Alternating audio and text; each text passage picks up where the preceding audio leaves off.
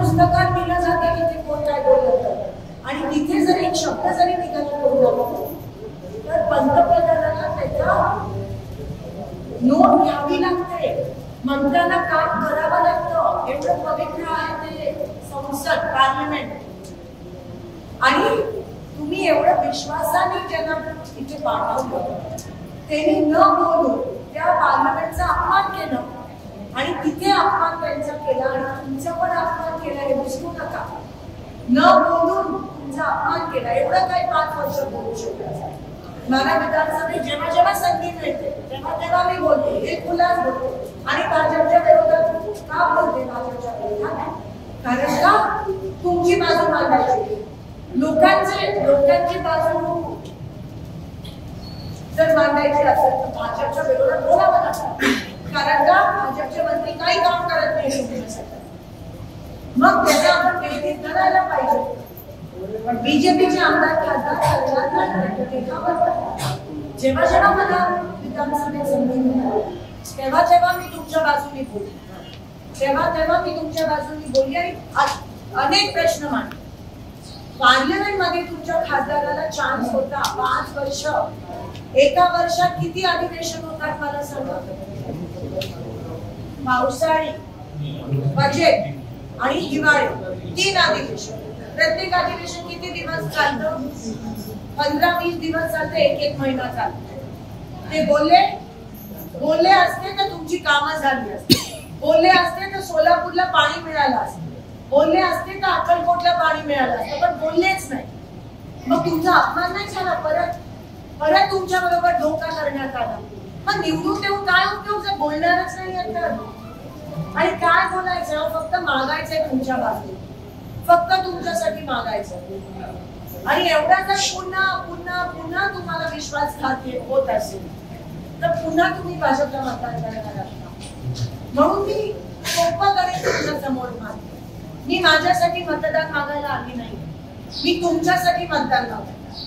तुमची लढाई आहे, आपल्या सगळ्यांची लढाई आहे. मला 3 माझ्या लोकांनी निवडून दिलं 4 मतदान, कारण का मी काम करते. आणि मतदान कामावर झालं पाहिजे, धर्मावर नाही. मतदान कामावर झालं पाहिजे, धर्मावर. कर्म महत्वाचे आहे, धर्म नाही. धर्म असेल पण इलेक्शन मध्ये नाही. आणि कोण लोक धर्म वापरतात इलेक्शन मध्ये? जे काम करत नाही ते धर्म वापरतात.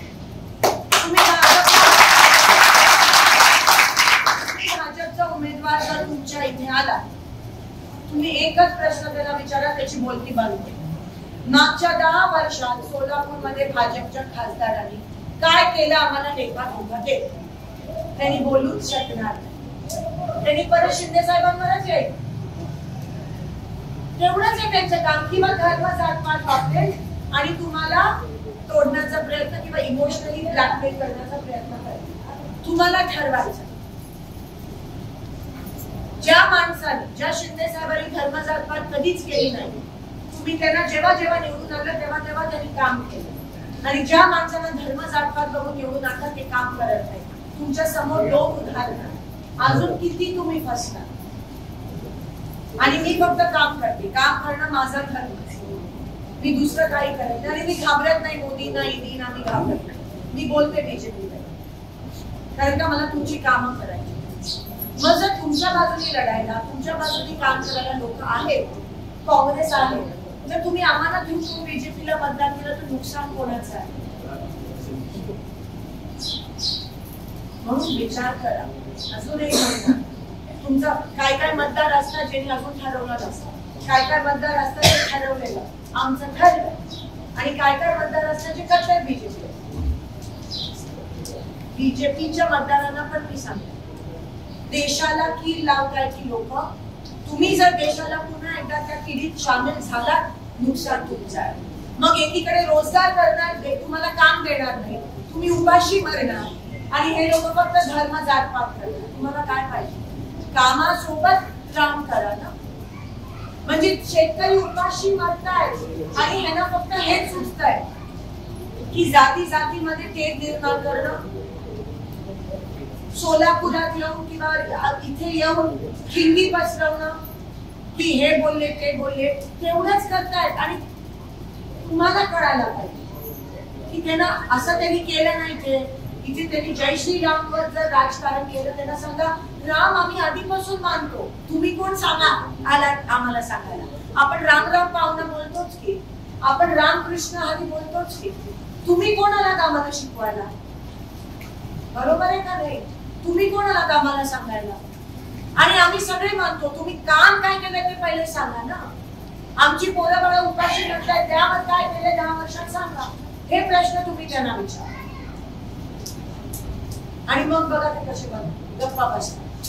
त्यांना तुम्ही वळवू शकता. आम्ही विरोधक कमी करणार, पण या जनतेने पण त्याच्या एक चक्रात मारली पाहिजे असे प्रश्न विचारू. आपण विचारत नाही.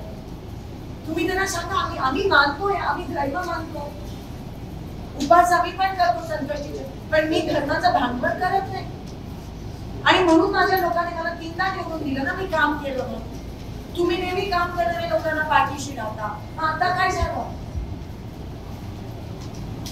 कृपया करून प्रश्न विचारा. आता तुम्हाला विचार आणि वळवण्याचा प्रयत्न हे लोक करतील. मी तुम्हाला सांगते, जेव्हा त्यांना कळतं ना की त्यांची बाजू कमी आहे आणि आपली जास्त आहे, तेव्हा लास्ट मध्ये त्यांना काय मिळालं नाही तर जातीमध्ये ते निर्माण करतात.